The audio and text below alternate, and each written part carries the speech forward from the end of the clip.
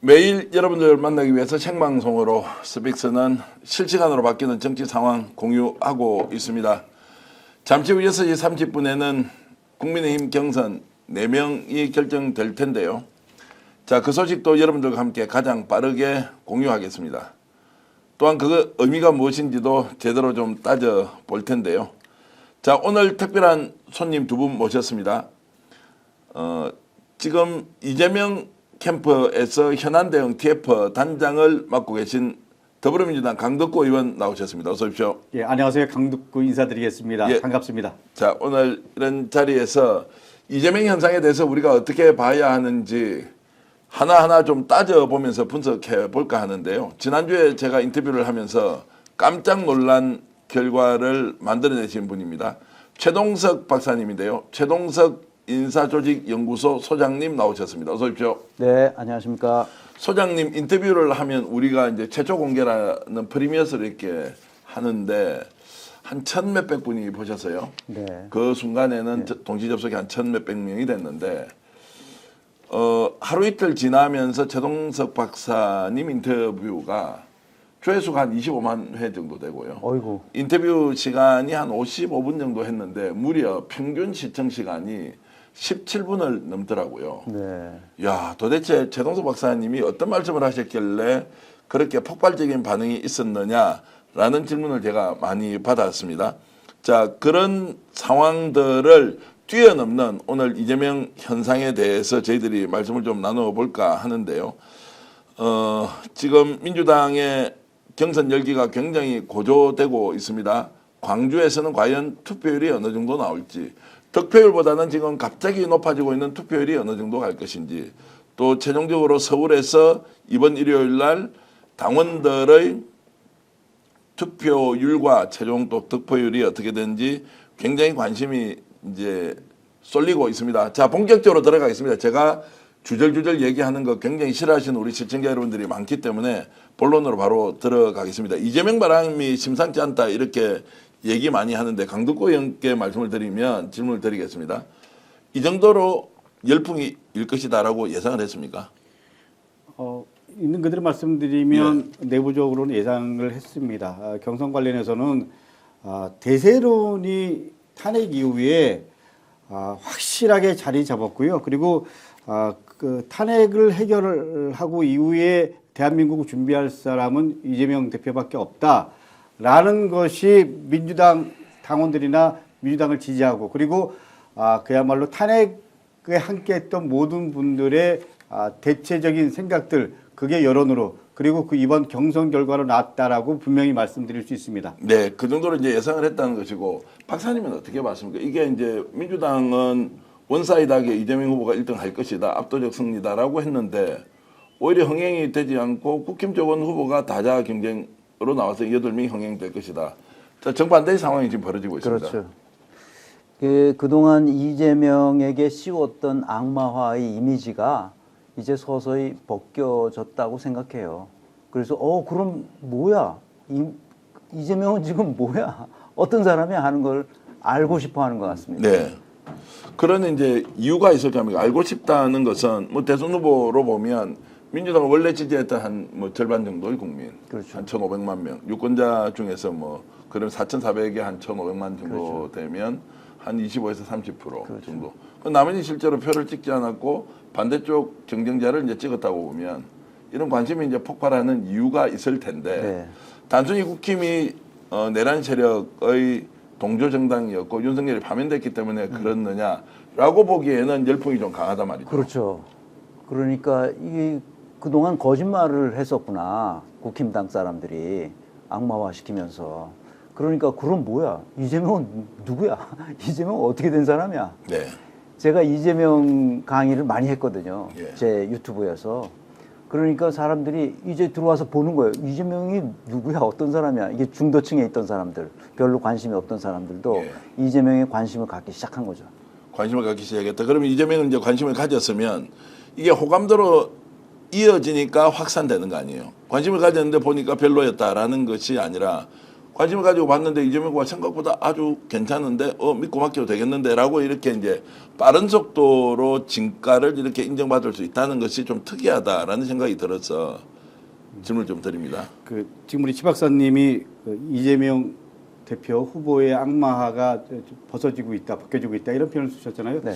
근데 사실은 딥페이크를 활용해서 얼마 전에 소위 말하는 도봉구의 맞아요. 벤치 사건 이런 경우도 당사자가 40대 여성임에도 불구하고 네.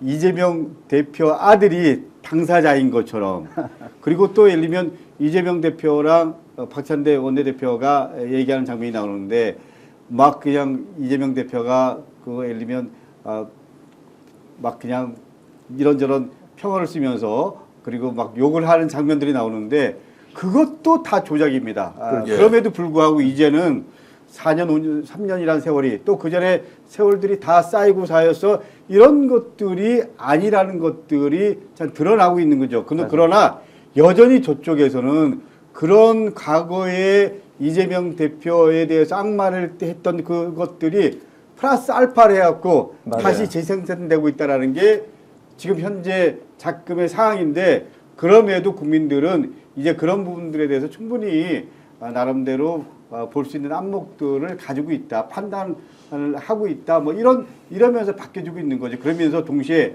성남시장 때 그리고 경기도 도지사 때 그리고 당 대표를 하면서 보여준 성과 뭐 이런 것들을 통해서 이재명이라는 사람이 갖고 있는 능력과 그리고 추진력 이런 것들을 통해서 내란을 종식시키고 새로운 대한민국을 만들 사람은 이재명밖에 없구나 이런 흐름들이 하나의 대세론을 만든 가장 큰 힘이었다고 저는 생각합니다. 알겠습니다. 맞아요. 지금 많은 분들이 이제 댓글로 참여해주고 계십니다.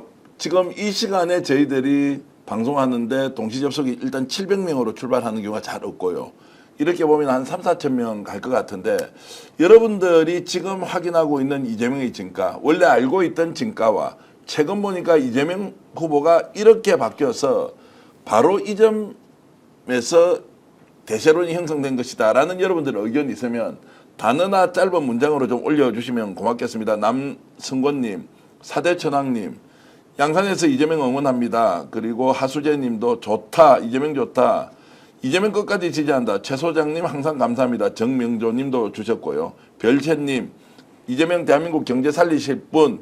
자, 이런 부분은 여러분들이 이재명 후보를 종합적으로 평가할 때는 이렇게 할 수 있는데 정말로 오늘 이재명의 진가가 뭔지 우리가 한번 제대로 따져보자고 하니까 여러분들이 구독자로서 또는 정치 고관여층으로 이재명의 진가가 무엇이다라고 하는 것을 의견 주시면 저희들이 계속 올려서 공유 100%는 아니지만 여러분 주시는 분석을 제대로 이제 알려드리겠습니다. 자, 인품이 좋다. 이제 이런 말씀도 주셨는데 최동석 박사님 이렇게 나오니까 최동석 박사님의 냉정한 분석과 예리함 이거 강조한다 이렇게 하셨고 파랑새님은 오직 이재명이다. 준비된 대통령이다. 단문장님 이렇게 주셨는데 자 호응하고 응원하고 격려하는 거 말고 실제로 여러분들은 이재명의 어떤 점이 좀 더 확산이 되어야 하는지에 대해서 표를 더 많이 모아야 될 거 아닙니까? 이제 이런 면에서 의견 주시면 계속 여러분들과 함께 공유를 하겠습니다.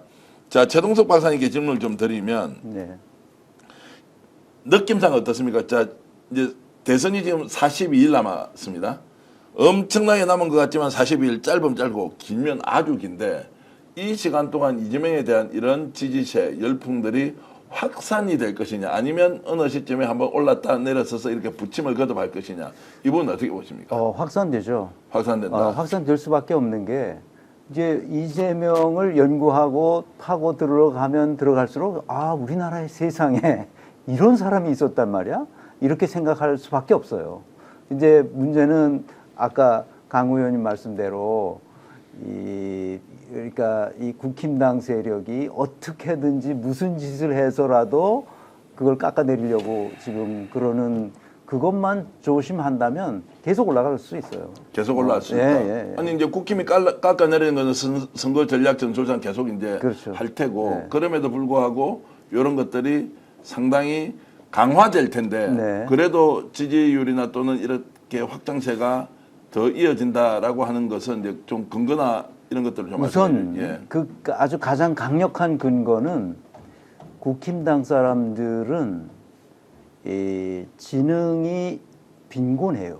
지능이 빈곤하다는 말은 지능 빈곤하다는 말은 이 아이디어를 낼 능력이 없다는 거예요. 상상력도 부족하고. 그저 아까 말씀하신 대로 그런 딥페이크 써가지고 뭐 어떻게 한다든지 뭐 그런 수준인데 우리 한국 사람들이 그런 거에 그렇게 속아 넘어가지 않습니다.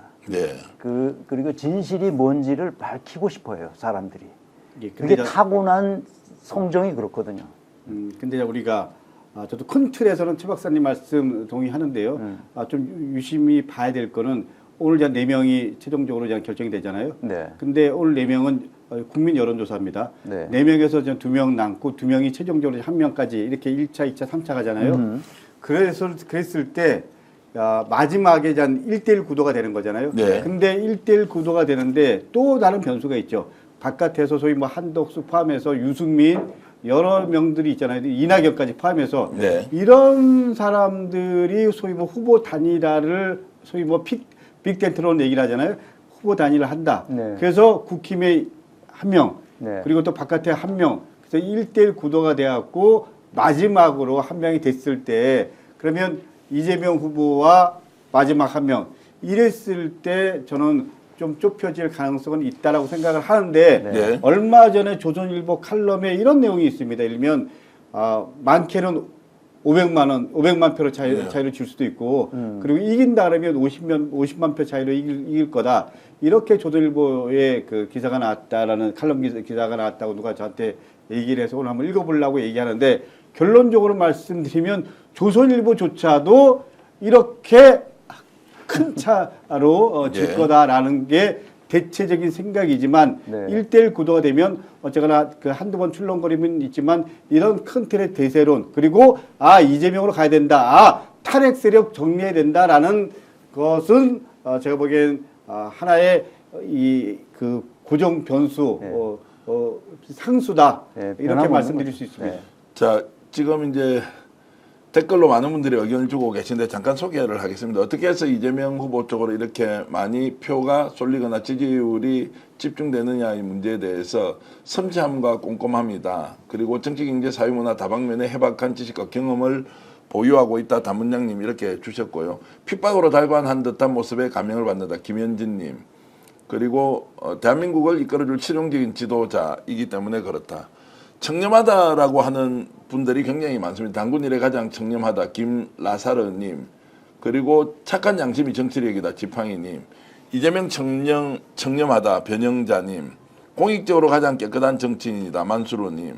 자, 정명조님은 사회 문제점에 대한 해결책을 찾아내고 실행하는데 구도적인 분석, 강력한 추진, 말과 실천을 병행하는 몇 안 되는 분으로 김대중 대통령과 노무현 대통령의 장점이 응집된 분이다. 와, 정명조님은 최동석 박사님과 비슷한 수준으로 분석을 해내시는 네. 분인데, 자, 이렇게 이제 지금 시청자 여러분들이 청렴하다, 그리고 바르다, 또는 실용적이다, 이런 단어로 이제 요약할 수 있는데, 실제 대중적으로는 그런 이미지가 완전히 이렇게 정착됐다 보기 어려운 점이 있는 맞습니다. 것도 사실이지 않습니까? 맞습니다. 그래서 진가에 대해서 설명 좀 해주시죠.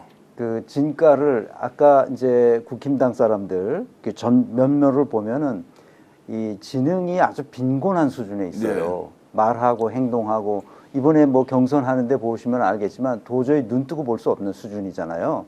초등학교 반장을 선거해도 그런 정도로 안 하거든요. 그런 수준으로 낮아요. 그러니까 제가 지능 이야기를 자꾸 하는데 고급진 대학 나오고 무슨 어려운 시험을 붙고 그러면 지능이 높으니까 유능할 거라고 착각하고 있어요. 그런데 지능의 개념은 그런 지능의 개념은 60년대에 이미 끝났어요. 그럼 70년대 초에 이 지능을 다시 연구한 무수히 많은 학자들이 있어요. 그 학자들 견해에 의하면 기존의 IQ라고 생각했던 것들은 다 학교에서 수리적 판단 능력, 그 다음에 언어적 판단 능력만을 재는 거거든요. 네. 그걸 가지고 성적으로 표현해서 대학도 들어가고 다 그런단 말이에요. 근데 우리나라 서울대학의 특징은 이 지구상에서 가장 혜택을 받는 대학이거든요. 미국 유명한 대학들도 다 그렇진 않아요. 서울대학처럼 혜택을 받지 않아요. 그런데 이 혜택을 독점적으로 받고 나온 서울대학교의 교육 시스템이 근본적으로 잘못됐다는 것을 사람들이 모르고 있어서 그래요. 그걸 알면 거기 나온 사람들을 의심의 눈초리로 봐야 돼요. 왜냐하면 수리적 판단 능력과 언어적 판단 능력이 좋다고 해서 그 사람이 도덕적, 윤리적 판단 능력도 좋으냐 하면 그렇지 않거든요. 네. 그 다음에 사회적 판단 능력도 좋지 않을 수 있어요. 그 다음에 더군다나 감정적 지능은 없을 네. 수가 있어요. 예, 예. 그러기 때문에 이걸 종합적으로 보는 그 지능을 보고 판단해야 되거든요. 그러니까 전인적인 판단을 해야 되죠. 근데 전인적인 판단을 하는 교육이 우리나라에서는 없어요. 그렇게 시험을 보지도 않고 있고. 예. 그래서 국힘당 사람들은 고급진 대학을 나왔지만 결국은 저렇게 형편없는 빈곤한 지능 상태에 있는 거예요. 지능이 완전히 다른 개념으로 됐다는 것을, 개념으로 변화됐다는 것을 우리 국민들이 잘 모르기 때문에 국힘당이 왜 저러는지를 모르고 있는 네. 거예요. 국힘당 스스로 그런 원인을 잘 못 찾고 있다. 못 찾고 있어요. 그러니까 편협한 엘리트의 시각과 관점으로는 그렇죠. 지금과 같은 현상을 제대로 분석하지 못한다. 그러니까 이 타개책이 없어요, 저 사람들. 타개책이 없다. 그러니까 대중이 인지하고 이거 충분히 설득이 있는 얘기다라고 받아들일 만한 메시지를 만들 수 없는 정도다. 불가능하죠. 불가능하다고요. 네. 그 정도까지 저는 생각하지 않는데 지금 현재 대응하는 거 보면 굉장히 좀 뭐라 그럽니까 원색적으로 그리고 아주 말초적으로 이렇게 이재명 후보를 계속 힐난하지 않습니까? 예, 그러니까 저는 우리 최 소장님 말씀은 어떻게 보면 외제적 요인이거든요. 예. 예를 들면 국힘당의 모습이 이재명 후보한테 오히려 플러스 알파가 됐다 이런 외제적 요인인데요. 저는 내재적, 그러니까 다시 말하면 이재명 후보가 갖고 있는 장점, 또 이재명 후보가 오늘날 이렇게 시민들에게 압도적으로 대세론으로 가고 있는 힘이 뭐냐라는 거를 보면 첫 번째 가장 중요한 건 보여준 성과. 성남시장을 하면서 경기도지사를 하면서 우리 민주당 대표를 해주면서 보여준 성과. 이런 것들이 우리 시민들 국민들에게 상당 부분 맞아요. 알려졌다. 맞아요. 예를 들면 남양주 개옥 같은 경우요. 예를 들면 이런 겁니다. 사실 선출직이 표를 의식한다 그러면 그렇게 할 수 없는 거거든요. 근데 원칙을 지키되 협상을 하면서, 그리고 예를 들면 신천지 문을 두들기면서 나와! 예를 들면 그렇게 당당하게 할 수 있는 이재명. 그렇죠. 성과를 냈잖아요. 예, 저는 그런 부분에서 대한민국을 맡겨도 되겠구나라는 부분. 두 번째는 추진력. 예를 들면 지난번 총선 때 보여줬던 원칙과 추진력. 사실 그런 게 아니었으면 이번 계엄 이런 사태에도 우리 그 민주당이 진짜 치열하게 싸우고 모든 걸 걸고 던지고 이렇게 의원들이 한마음이 돼서 할 수 있을까? 이런 부분에 대한 저는 그렇기 때문에 이재명 대표가 아니었으면 힘들었다라는 거 분명히 말씀드릴 수 있고요. 세 번째는 저는 국민들을 감동시킬 수 있는 스토리가 있었다. 맞아요. 소년공으로 시작을 해서 중학교, 고등학교 검정고시 거치고 그리고 대학교 장학생으로 4년 동안 마치면서 졸업하자마자 사법고시 붙고 그리고 시민 변호사로서 그리고 또 이 성장하는 과정들이 국민들에게는 감동을 준 거잖아요. 그리고 어떻게 보면 우리 그 대장동 이런 부분도 제가 경기도 부지사하고 경기도 의장을 하면서 사실은 이런 부분들은 한나라당은 오히려 예를 들면 이걸 다 이 민간한테 넘기자라고 얘기했던 건데 그것도 싸우고 설득하고 이러면서 51% 지분을 가진 거잖아요. 맞아요. 그런 것도 사실은 이재명이 아니었으면 냉정하게 보면 누가 그렇겠습니까? 맞아요. 이런 것들을 통해서 이재명이라는 이 정치인이 적어도 지금 내란 정국을 끝내고 새로운 대한민국을 만들 수 있는 유일한 지도자라는 큰 틀의 사회적 합의가 모아지고 있다. 맞습니다. 이렇게 생각하면 전 될 것 같습니다. 그렇기 때문에 이재명 대세론이 그야말로 확고하게 자리 잡아가고 있다. 네. 예. 네. 자, 속보 좀 전해드리면서 지금 이재명 후보에 대한 얘기 계속 이어가겠습니다. 중앙선거관리위원장 노태학 중앙선거관리위원장이 대법관이죠. 근데 이재명 관련된 재판에 이제 회피 신청을 했습니다. 오늘 대법원에서는 이재명 공직선거법과 관련된 최종적인 대법원 판결을 전원 합의체로 회부를 했습니다. 전원 합의체라면 13명의 대법관이 다 참석해서 최종적으로 확정 판결을 내려야 하는데 중앙선거관리위원장이 지금 노태학 대법관을 겸직을 하고 있는데 본인은 이 재판에 직접 참여하는 것은 오히려 오해를 받을 수 있기 때문에 정치적 중립 뭐 이런저런 여러 가지 상황들을 고려해서 스스로 회피 신청을 했다.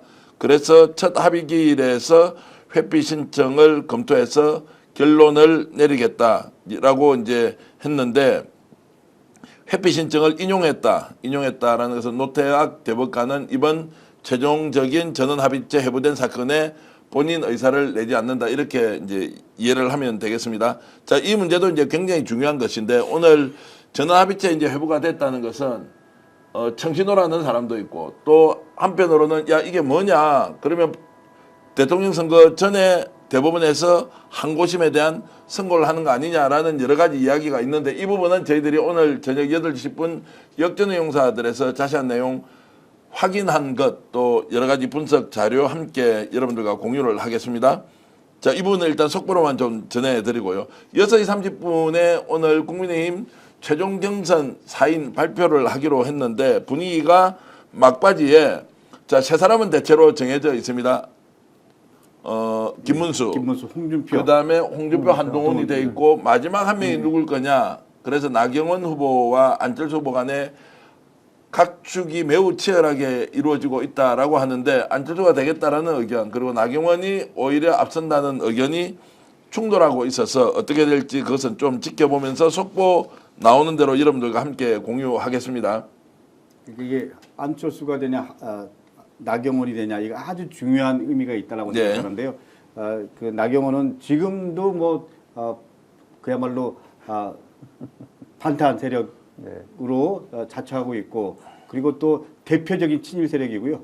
대표적인 어떻게 보면 기득권 세력이고 이렇잖아요. 그렇죠. 안철수는 그 탄핵에 찬성했던 입장이고 이렇기 때문에 누가 되냐에 따라서 4강의 구도가 여러 가지로 좀 달라질 수 있기 때문에 상당히 좀 의미 있게 우리가 지켜봐야 된다라고 생각합니다. 자, 이제 최종 결과가 나오기 전에 안철수 후보는 윤석열과 지난 대선에서 단일화했던 부분에 대해서 국민들께 사과를 드린다. 그리고 단일화의 주역으로서 탄핵당한 정당의 중진으로서 깊이 반성하고 사죄한다라고 이야기했습니다.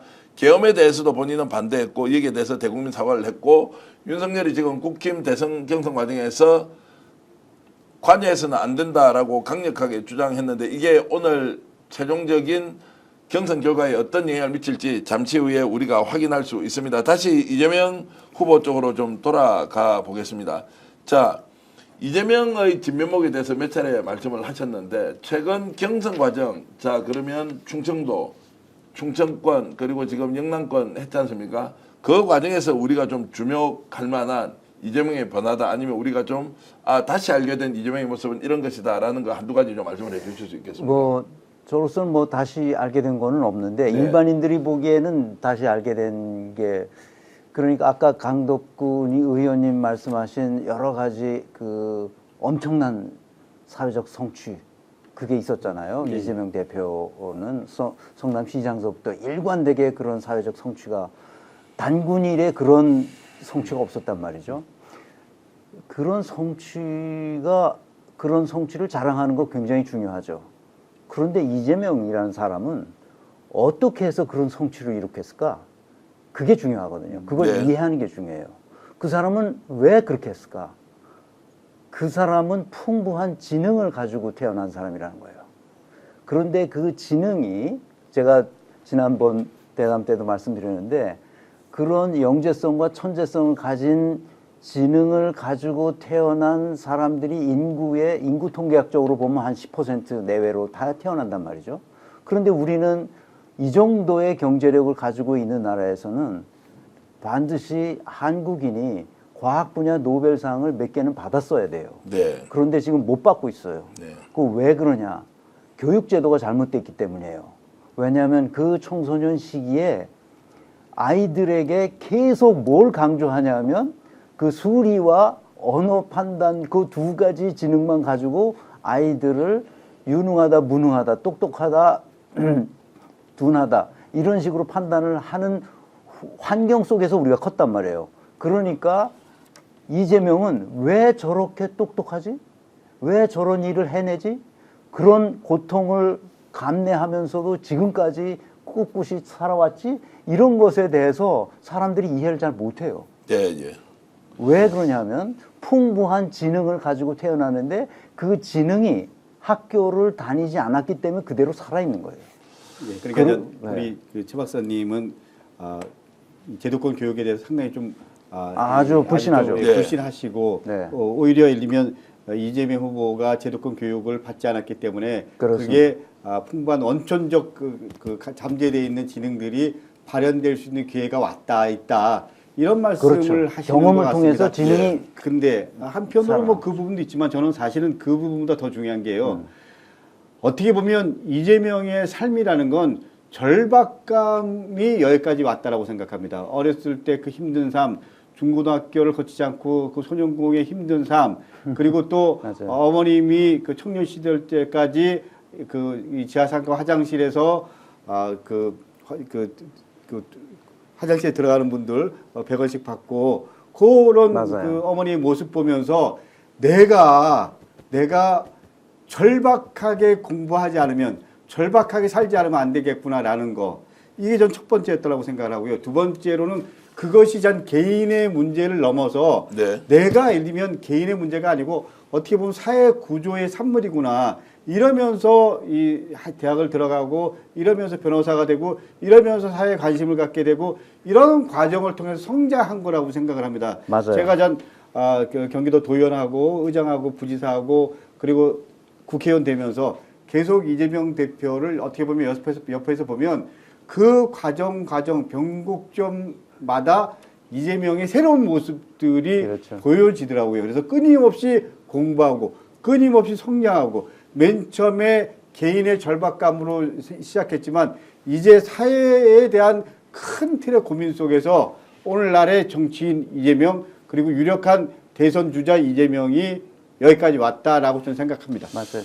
자, 이제 그렇게 해서 지금 진가를 확인하는데 뭐 제가 좀 부정적으로 보일 수 있지만 질문을 좀 네. 속사포처럼 드리겠습니다. 드려보겠습니다. 근데 개딸들 있기 때문에 이재명은 포퓰리즘이다. 개딸들이 오히려 민주당을 망친다. 이렇게 막 비판을 민주당 내에서도 많이 했지 않습니까? 맞아요. 그리고 국힘 쪽에서는 거의 놀림감 수준으로 이런 부분에 대해서 네. 확대 재생산을 했는데 그 네. 개딸의 본질에 대해서 지금은 이제 우리가 어떻게 평가할 수 있습니까? 아주 훌륭한 행동을 한 거고. 훌륭한 행동을 했다. 네. 왜냐하면 그 진실을 찾아가는 사람들에 대해서 수박 뭐 갖다가 이렇게 풍선 갖다가 밟으면서 수박을 쪼개고 막 그랬잖아요. 네. 그런 퍼포먼스를 하면서까지 수박에 대해서 굉장히 불신하고 진리를 찾아가는 사람들에 대해서 굉장히 높은 지지를 보내주고 거의 그 사람들에 의해서 결국은 이재명과 이재명 유사한 우리 강 의원님 같으신 분들이 살아난 거죠. 예. 그 개딸들이 아니었으면 굉장히 힘들었을 거라고 생각해요. 예. 저는 우리 최 소장님 말씀 들으면서 제가 한마디만 하겠습니다. 사실 저는 정치판이요. 네. 사실 어떻게 보면 노무현 대통령이 자, 속보 먼저 좀 전해드리겠습니다. 자, 국민의힘 1차 컷오프 최종적으로 통과한 사람이 나경원이 떨어지고 안철수가 됐군요. 김문수, 한동훈, 홍준표, 안철수다. 이제 요 이름은 등위와 관련된 것인지 아닌지 우리가 방송 전에 잠깐 얘기를 했는데 나경원이 뒤집을 것이라고 했는데 결국 여론조사의 결과처럼 안철수 후보가 됐다라고 하는 것은 이제 국민의힘 내부에서도 한동훈 안철수가 대체로 결을 비슷하게 하고 그리고 김문수 홍준표가 겹치면서 윤석열 쪽으로 굉장히 강한 결집이 되는 후보였다라고 했는데 가장 관심이 컸던 것은 안철수냐 나경원이냐 이렇게 자 전망을 좀 엇갈리면서 했는데 결국 안철수 후보가 4명 안에 들었다라고 하는 것은 의외의 결과다. 지금 국힘도 당원들이 대선을 치르기 위해서는 뭔가 다른 방식으로 접근해야 한다. 나경원까지 나서서 4명 중에 3명이 강성 윤석열과 손잡고 대선 치를 수 있다라고 하는 것에 대한 반발이 일정하게 반영된 거 아니냐라고 제가 이제 전망을 좀 해보겠습니다. 강덕호 의원님 어떻습니까? 근데 이 부분에 대해서 우리가 유념할 게 있습니다. 예. 1차 조사는요. 국민 여론 50%가 있고요. 당원이 50%입니다. 그렇기 예. 때문에 책임 당원이죠. 우리는 예. 권리 당원이라고 하고 그렇기 때문에 국민 여론 물론 그 국민은 민주당 당원이 아니죠. 그 상대적으로 국힘의 정서를 갖고 있는 분들이 있을 수 있죠. 예. 근데 2차부터는 당원이 중심이기 때문에 이 부분에 대해서는 좀 더 봐야 될 것 같습니다. 예, 결론적으로 말씀드리면 그럼에도 안철수가 들어갔다라는 건 나름대로 상당한 좀 변화일 수 있다. 이제 윤석열에 대한 그리고 소위 말하는 반탄 세력에 대한 부분에 대해서 일정 정도 손절하기 시작했다. 꿈에서 깨어나기 시작했다. 뭐 이런 하나의 시그널로 받아들이고 싶은데 이 부분은 좀 더 봐야 될 것 같고요. 제가 좀 전에 우리 이 부분 조금만 더 얘기를 하고요. 가야 될 것 같은데 속보입니다. 여러분 김문수, 안철수, 한동훈, 홍준표 4사람이 국민의힘 2차 경선 진출을 했는데요. 이것이 갖고 있는 의미에 대해서 제가 지금 말씀드리는 것을 아마 우리 제작진들이 빨리 만들어서 클립으로 올릴 것 같은데 가장 빠르게 속보 여러분들께 전해드리고 있습니다. 국민의힘 1차 경선 진출자가 김문수, 안철수, 한동훈, 홍준표인데 특이한 내용은 안철수 후보가 나경원 후보를 꺾고 4명 안에 들었다는 것입니다. 그게 무엇이냐라고 우리가 분석해 볼 때 결국 국힘도 강성 친윤 윤석열 세력과 함께 대선을 가서는 상당히 어렵지 않겠느냐라는 해석을 할 수 있고요. 그래서 나경원이 끝까지 윤석열과 손을 잡고 가보겠다라고 하는 것에 대한 반발이 국민의힘을 지지하는 일반 유권자들과 국민의힘 책임 당원, 권리 당원들이 어느 정도 반영을 지켜서 나경원이 떨어지고 한동훈이 그리고 안철수와 결을 같이 하면서 두 사람이 들어온 것 아니냐. 김문수, 홍준표가 원팀처럼 보이고요. 안철수, 한동훈이 또 원팀처럼 보이는 것은 국힘이 최종적으로 2인 경선으로 갈 때는 각각 한 명씩 최종 경선 후보로 들어갈 가능성이 있다. 윤석열을 반대하는 한 사람과 윤석열을 찬동하고 있는 한 사람이 들어갈 가능성이 있지 않느냐라고 저는 평론가로서 전망을 해보고요. 국힘 내부에서도 이렇게 가서는 대선에서 절대로 이길 수 없다. 좀 더 나가면 표 차이가 워낙 많이 날 것이기 때문에 최소한 선거라는 국면에서 뭔가 국민들을 설득하기 위해서는 중도 또는 국민의힘도 변하고 있다는 모습을 윤석열 단절을 통해서 보여주려고 하는 것 아니냐라는 제가 해석을 해봅니다. 제 평론은 어떻게 보십니까? 맞습니다. 그렇습니까? 윤석열은 이제 버려진 사람이 됐다고 봐야죠. 근데 못 버리고 있지 않습니까? 못 버리는 사람들이 이제 바보처럼 시궁창으로 떨어지겠죠. 예. 근데 좀 전에 말씀드린 대로 1차는 100% 국민 여론조사거든요. 예. 근데 2차부터는 책임 당원 50%, 국민 여론조사 50%이기 때문에 저기서 저도 뭐 우리 전 대표님 말씀하신 대로 친탄 세력 1명, 반탄 세력 1명 이렇게 둘로 갈 수 있다고 생각을 하고요. 그러면 이제 마지막에 어떻게 될지 아주 좀 재미있어질 것 같습니다. 재미있어질 거고 이제 지금 다음 주에 그 한덕수 이제 권한대행이 이제 출마 선언을 할 겁니다. 저희들은 계속 그 말씀을 드리고 있고 오늘 저녁에도 저희들이 단독으로 보도한 내용이 또 여러분들께 전달이 될 텐데요. 그러면은 이제 두 사람으로 줄어들고 또 한 사람이 나갔을 때 결국 무소속으로 출마하는 한덕수와 단일화를 어떻게 이제 해낼 것인지 굉장히 이제 국민적 관심이 높아질 텐데 그것이 실제 대선 결과에 얼마나 영향을 미치느냐 표 차이를 줄이고 더 늘리고 하는 그 차이일 뿐인데 어찌됐든 국민의힘의 지금 현재 경선의 2차 경선 진출자 명단을 보면 자 변화가 좀 이루어지고 있는 거 아니냐 이렇게 전망을 해 보겠습니다. 자 다시 돌아가겠습니다. 뭐 이기고 지고의 문제가 아니고 맞아요. 이제 이재명 후보가 얼마나 압도적으로 승리할 것이냐 아니냐라는 걸로 가니까 아까 이제 지금 말씀하시려고 했던 거 기억이 혹시 나시면 좀 언급을 해주시고요. 예, 우리가 개딸이라는 표현 쓰잖아요. 저는 그 표현 자체가 동의가 안 됩니다. 그건 분명히 말씀드리고요. 사실 개혁의 딸이고요. 딸이 아니고 사실 개혁의 전사들이고요. 개혁 시민들입니다. 개혁적 맞아요. 생각을 갖고 있는 시민들입니다. 제가 정치판에 직간접적으로 몸담은 지가 25년 이상 됐는데요. 예를 들면 80년대, 90년대, 2000년대 초반만 하더라도 당에서 딱 그냥 오다 내리면 지역위원장 되는 거고요. 공천 뭐 되는 거고 이런 거였습니다. 근데 노무현 대통령이 되면서 경선 제도가 처음 도입이 된 겁니다. 예. 그러니까 사실 이 국회의원 경선 제도가 도입된 지가 얼마 안 된 겁니다. 그리고 어떻게 보면 당원 주권이라는 개념을 이재명 의원이 대표가 되면서 당원 주권이라는 큰 틀에 당의 주인은 당원이다. 네. 라는 게 이게 자연스럽게 된 거죠. 네. 아니 생각을 해보십시오. 권리 당원이 130만이 넘는 민주당에서 누가 당의 주인이죠? 당원이 네. 예를 들면 당비대는 당원들의 주인이죠. 국회의원이 주인인가요? 지역위원장이 주인인가요? 저는 여태까지 우리는 정치 엘리트들이 다 당을 이끌고 당원들을 좌지우지한다라고 생각을 했죠. 그러나 이재명 대표가 우리 당의 대표가 되면서 그리고 이제 이재명 대표가 만들어지는 과정에서 비로소 정당의 중심은 당원이고 그리고 당원 주권 강화 그리고 당원 중심 이런 생각들이 하나의 중심 흐름으로 바꾼 겁니다. 사실은 이거는 대한민국이 민주주의 정치를 하고 그 민주주의 정치의 근간이 정당 정치고 정당 정치의 근간이 당원인데 우리는 당원들을 전혀 인정하지 않은 정당 정치를 했단 말입니다. 그야말로 엘리트 정치를 소위 말하는 엘리트라고 생각하는 사람들이 자기 중심으로 정치를 해온 거죠. 이런 판들이 바뀐 겁니다. 그렇기 때문에 결론적으로 말씀드리면 저는 당원 주권 강화라는 그리고 당원이 당의 중심이라는 큰 흐름 속에서 이번 대선 경선도 그렇고 그리고 지난 총선도 그렇고 새로운 정치판들을 만들어 가고 있다. 그런 흐름들을 인정하면 정치인으로 살아남는 거고요. 그 흐름을 인정하지 못하면 떠나야 되는 거죠. 그게 자이든 타이든 그런 거 아닌가요? 네. 자, 최동석 소장님 이제 인사조직 연구를 전문적으로 하고 계신데 자, 개딸이라는 단어는 이제 없어질 것 같습니까? 계속 존속합니까? 지금은 개딸이라는 말을 쓰는 사람 별로 없습니다. 별로 없죠. 그러니까요. 예.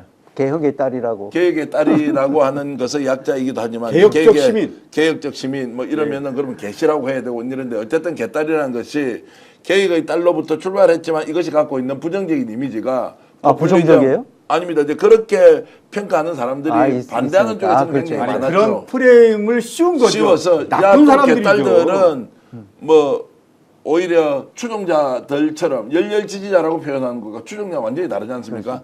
그런데 이제 댓글로 한번 글을 주셨던 우리 시청자 한 분은 아니 개혁의 딸이라고 해서 좀 부정적으로 생각했는데 지금은 개혁의 딸들이 없어서 나라 망했다. 이재명을 지킨 가장 큰 힘은 바로 개딸들이었다라고 이제 하니까 이것을 욕과 등치시켜서 하기 어려운 거 아니냐 이런 생각이 든다는 거죠. 그렇죠. 그러니까 우리가 쓰는 언어는 귀천이 없어요. 예. 그러니까 개딸이든 개혁의 딸이든 그 의미를 어떻게 우리가 해석하느냐, 받아들이느냐의 문제지. 그러니까 그걸 잘못되게 받아들이면 이렇게 이게 뭐야 이게 말도 안 되는 거야. 왜 이렇게 저렇게 생각 없이 저런 사람들을 지지하고 있는 거야. 뭐 이렇게 욕하는 사람들도 있을 수 있고. 그런데 그런 사람들은 제가 항상 얘기하지만 거짓을 따라가는 사람들이거든요. 진실을 네. 따라가는 따라가는 사람들이 아니고. 그래서 그런 사람들은 결국은 이제 시궁창에 빠져서 허우적거릴 거라고 저는 생각해요. 우리 대표님, 예. 개딸 제가 정의 내릴게요. 네.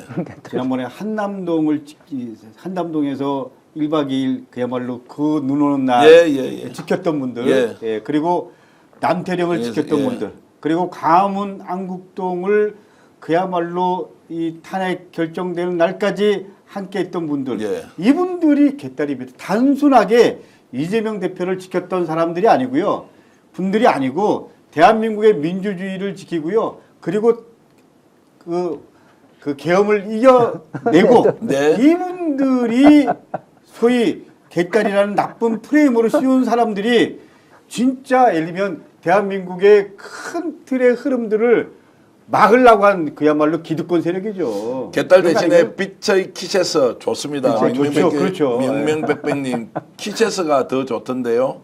자 이렇게 개장수가 만들어 놓은 개딸 당장 버려야 한다 이런 말씀도 많이 주시고요. 야 빗소리님은 강덕구님 화이팅입니다. 이렇게, 저도 감사합니다. 예. 봄가을님께서는 모르고 들으면 거칠고 극성맞게 전투적인 부정적인 단어로 들리는데 실제로 개딸은 빛의 키체스다 이제 이렇게 말씀을 주셨는데 지금 이제 그 분석의 대가이신 우리 최동석 박사님께 좀 질문을 드리면 네, 네. 이재명 후보가 어떤 식으로든 이제 중도 확장을 네. 이제 표방하고 가야 되지 않습니까? 대선 국민이기 때문에 그렇죠. 거기에 필요한 이제 전략 같은 거는 좀 제안을 해주시면 어떤 게 있겠습니까? 그러니까 자기를 최대한 표현하는 것이 굉장히 중요한 전략이라고 네. 생각합니다. 제가 오늘 그 얘기를 하고 싶어서 계속 이제 전화하셨을 때 네. 제가 나간다고 그랬는데 그 지능과 관련된 아까서부터 계속 제가 지능을 얘기하는데 지능에 대해서 한국 사람들이 잘 몰라요. 그래서 지능이 어떻게 파괴되느냐 하면은 잘못된 곳에 들어가면 지능이 파괴됩니다. 타고난 지능을 교육이라는 말 자체가 우리나라에서는 잘못 쓰고 있어요. 교육은 지식을 그 아이에게 집어넣어 주는 게 교육이 아닙니다. 교육은 그 사람이 타고난 재능을 끄집어내는 거예요. education이란 말도 그런 뜻입니다. 독일어의 erziehung이란 말도 끌어낸다는 뜻이에요. 그러니까 그가 가지고 태어난 재능을 학교에 가서 마음껏 끌어낼 수 있도록 환경 조건을 세팅하는 게 교육이에요. 근데 우리는 교육이 잘못됐단 말이죠. 그러니까 산업 사회는 일정 부분 유용한 측면이 있었어요. 왜냐하면 노동자들을 규격화시켜 가지고 산업 전사로 써야 되니까 되는데 지금은 그래서는 안 되거든요. 그런데 지금도 계속 그런 방식으로 공무원들을 뽑고 그런단 말이죠. 그러니까 이 교육제도가 빨리 바뀌지 않는 한 21세기가 돼서 벌써 4반세기가 지났는데도 바뀌지 않고 있기 때문에 생기는 이 가장 큰 문제예요. 그 다음에 이재명, 우리 강 의원님 말씀 아주 다 동의하는데 이재명처럼 가난하게 살았던 사람들은 부지기수로 많습니다. 네. 그런데 유독 이재명이 저렇게 된 거예요. 왜 그랬을까요? 그런 재능을 가지고 태어난 거예요. 태어난 게 학교에 가지 않고 노동 현장에서 경험하면서 꽃 피어진 겁니다. 그건 이재명 스스로도 잘 모를 거예요. 그런데 연구자들은 그걸 알아요. 잘못된 환경 속에서 빠지면 아무리 재능을 가지고 있는 사람도 거기 주저앉아요. 그렇기 때문에 환경 조건이 그렇게 중요해요. 네. 저는 이제 우리 최 소장님 말씀에 한편으로 동의하면서 또 다른 좀 제 생각을 말씀드리면 이런 겁니다. 우리 최 소장님 말씀은 이 지능은 주입이 아니고 잠재적인 역량을 발현할 수 있도록 해주는 거. 그렇죠. 그렇게 가는 게 맞다. 그런 의미에서 예를 들면 미국의 링컨 대통령도 무학이었지만 사실 어떻게 보면 잠재적 역량을 발현하고 독서를 통해서 키우고 뭐 이런 거잖아요. 그렇죠. 저는 그렇기 때문에 그 부분은 맞다고 생각을 하지만 그리고 대한민국의 교육 시스템 심각하게 문제 있다. 대량 생산, 대량 소비 체제에서는 유효했지만 지금은 아니다. 그렇죠. 그 말씀 맞지만 한편으로는 이재명 대표가 민주당은 중도 보수라고 했을 때 그 부분에 대해서 반발하고 이런 분들 많았잖아요. 근데 사실은 민주당 입장에서 보면 분명히 당원 단계에도 그런 부분이 있지만 김대중 대통령은 중도와 중산층과 서민을 위한 정당이라고 분명히 민주당에 대해서 확실하게 규정을 했잖아요. 그 중산층은 어떻게 보면 중도 보수고요. 그리고 또 서민층은 사회적 약자에 대한 고민. 그러니까 한쪽은 중도 보수라는 입장에서 고민하고요. 한쪽은 사회적 약자에 대한 배려와 존중. 이 부분이 민주당에 가야 될 방향이다. 맞아요. 뭐 그런 부분에서 우리가 중도라는 부분을 어떻게 할 거냐라는 뭐 고민들이 지금 이재명 대표가 얘기하고 있는 여러 부분과 맥을 같이 하는 거죠. 한편으로 예를 들면 삼성그룹의 이재용 회장과도 만나고 예를 들면 네. K-엔비디아도 얘기하고 이런 부분들이 큰 틀에서는 성장에 대한 고민도 하고 동시에 우리 그 기본사회라는 큰 틀에서 사회적 약자에 대한 고민 속에서 어떻게 이분들이 존중받는 사회를 만들어 갈 거냐. 이런 양축에서 민주당과 이재명 대표의 지향점을 찾는다. 뭐 이렇게 생각하시면 될 것 같습니다. 자, 이제 재능이 지능으로 이어져서 또 외부 환경도 그렇게 발현되도록 돼 있었다. 이제 이런 것까지 이제 포함해서 충분히 이재명 후보의 진가를 알겠는데 대선 과정에서 중도 확장을 좀 더 하기 위해서 강력하게 이것을 바람으로 만들기 위해서 어떤 전략이 필요한지 제가 이제 아까 질문을 드렸습니다. 있는 그대로 최선을 다해서 드러내면 된다고 했는데 그걸로는 좀 추상적인 것 같아서 구체적으로 이재명의 어떤 점을 드러내서 솔직 담백하게 얘기할 것이냐. 그 이제 풍부한 지능을 가졌다는 말로 이제 설명하기 시작하면 네. 그가 가지고 있는 문제 해결력 그것도 지능이거든요. 네. 그다음에 상상력, 그 먹사니즘서부터 잘사니즘까지 그리고 K 이니셔티브를 생각해내는 이런 상상력. 예. 누가 했던 걸 가져다 써도 그것은 상상력이 없으면 못 쓰는 거니까 이재명이 가지고 있는 그런 창의력, 상상력, 문제 해결력. 다시 말하면 이재명은 질문하는 사람이거든요. 네. 항상 왜 이렇지? 이게 왜 이런 거야? 이렇게 물어봐요. 그게 이재명을 오늘날 같은 사람으로 만드는 거예요. 이 사람이 왜 이러냐? 아니면 이런 사태가 왜 일어났냐 하는 원인을 찾아요. 그 원인을 제거하는 게 굉장히 중요한데 계속 물어보는 거예요, 사람들하고. 이렇게. 네. 물어보잖아요, 항상. 강덕구 의원님한테도 뭐 많이 물어봤을 거야. 예. 이거 근데, 어떠냐? 예, 저는 또 한편으로는 우리가 이제 중도에 대한 부분들을 목사니즘이라든지 자산이즘이라든지 K 이니셔티브라든지 이런 워딩을 통해서 나타내고 뭐 드러내고 이런 것도 있지만 사람에 대한 고민들 좀 좋은 분들 중도에 대한 이미지를 갖고 있고 실제로 그런 부분들을 실현할 수 있는 분들을 영입하고 함께하는 모습도 좀 중요하다고 생각합니다. 그런 네. 의미에서 예를 들면 이번에 성장과 통합의 유종일 KDI 원장 출신이라든지 김현종 통상교섭 본부장이라든지 뭐 바라보는 입장은 약간 좀 다를 수 있지만 그런 분들을 좀 더 영입하고 함께하면서 이재명의 가치, 이재명의 철학을 사람들을 통해서 보여주는 것도 중요한 전략이라고 생각을 하기 때문에 그런 철학적 큰 틀의 방향과 사람들과 함께 어떻게 좀 통합적으로 보여주냐 이것도 중요한 관건이라고 생각합니다. 알겠습니다. 제가 마지막으로 예, 한 예. 가지 더 말씀드리면 예. 그러니까 이재명은 이제 보복할 것이다. 자기가 예. 당해왔으니까. 그런데 저는 지난번에도 말씀드렸지만 절대 그런 일이 없을 것이다. 보복하거나 그런 것을 원하지 않는다. 왜 제가 그렇게 생각하냐면 이재명의 풍부한 지능 때문이라는 거예요. 이게 무슨 말씀이냐면 이재명은 사람 타인이 괴로워하는 것을 보면 자기가 괴로운 거예요. 사람들이 처벌받고 안 되는 모습을 보면 자기가 괴로워서 그걸 못해요. 그게 지능이거든요. 그러니까 감정적 지능이죠. 그런 감정에 빠져서 자기가 그 사람들을 해코지하거나 안갚음하거나 복수한다는 것은 생각 자체를 못하는 사람이에요. 그런데 내가 이 얘기를 했더니 그렇지 않을 거라고 그러는 사람들도 있는데 절대로 못 그럽니다. 왜 그러냐면 자기는 왜 사는지에 대한 의미가 분명한 사람이에요. 네. 자기 입으로도 얘기를 했어요. 그게 뭐냐면 다른 사람이 행복해하는 것을 보면 내가 행복하다는 거예요. 그러니까 그게 원인이 되어서 결과적으로 뭘 만들어내느냐 하면 다른 사람이 행복한 게 뭔가 그거를 질문하는 거예요. 어떻게 했을 때 사람들이 행복할까?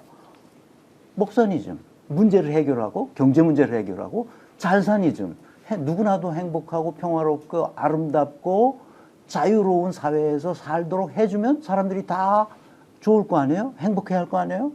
그러니까 자기가 그렇게 사는 것을 행복해한단 말이죠. 그래서 그걸 하는 거예요. 질문이 있습니다. 네. 이재명 대표를 저렇게 이재명 후보를 저렇게 괴롭힌 사람, 집단 네.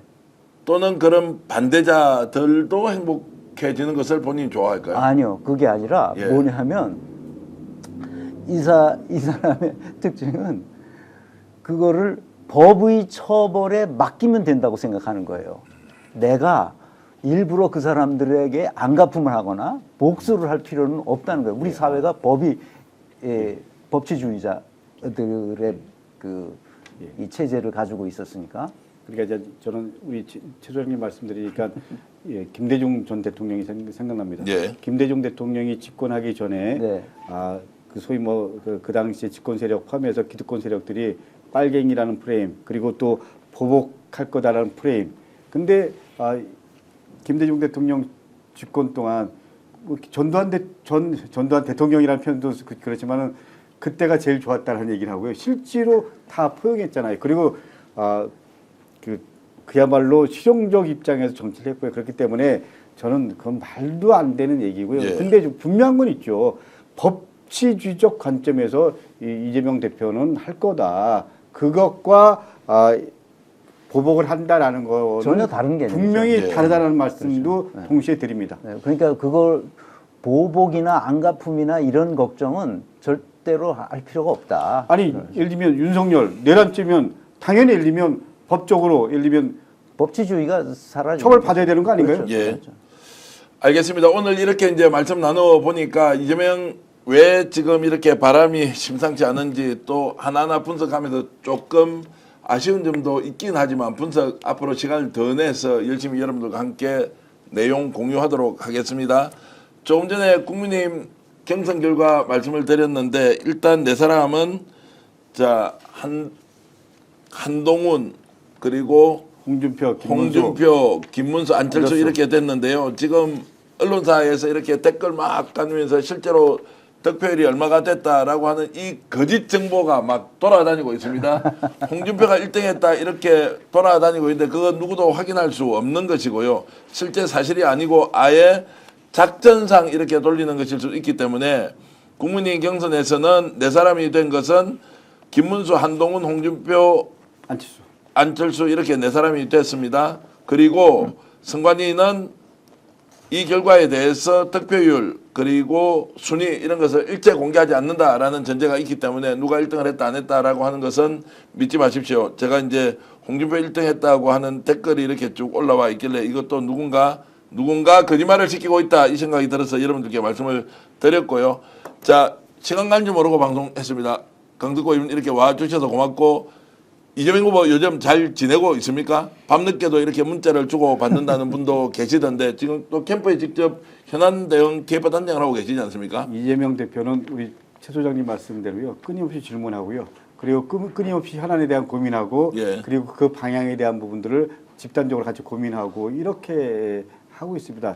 제가 말씀드린 대로 여전히 이재명 대표는 진화하고 있다라고 말씀드릴 수 있고요. 그리고 그 진화가 개인의 진화가 아니고요. 정책적 진화라든지 정치적 진화 이런 걸 통해서 그야말로 지도자로서 준비되어지는 과정을 저는 지켜보고 있습니다. 그렇기 때문에 우리 스픽스 시청자 여러분 이번 6.3 대선이 그야말로 준비된 지도자 그리고 대한민국을 제대로 이끌 탄핵 이후에 지도자 꼭 선택해 주시기를 절박한 마음으로 강곡한 마음으로 부탁드립니다. 감사합니다. 자, 올레드님께서는 윤석열이 뜬금포처럼 대통령 되는 거 보고 너무 실망. 그렇지만 국민을 위한 정치를 하길 바랬는데 지 아니만 중요한 자 거기에 내란범 한 나라의 대통령이 얼마나 중요한지를 윤석열을 보고 생각을 했으면 좋겠어요. 오직 이재명이다 이런 말씀 주셨고요.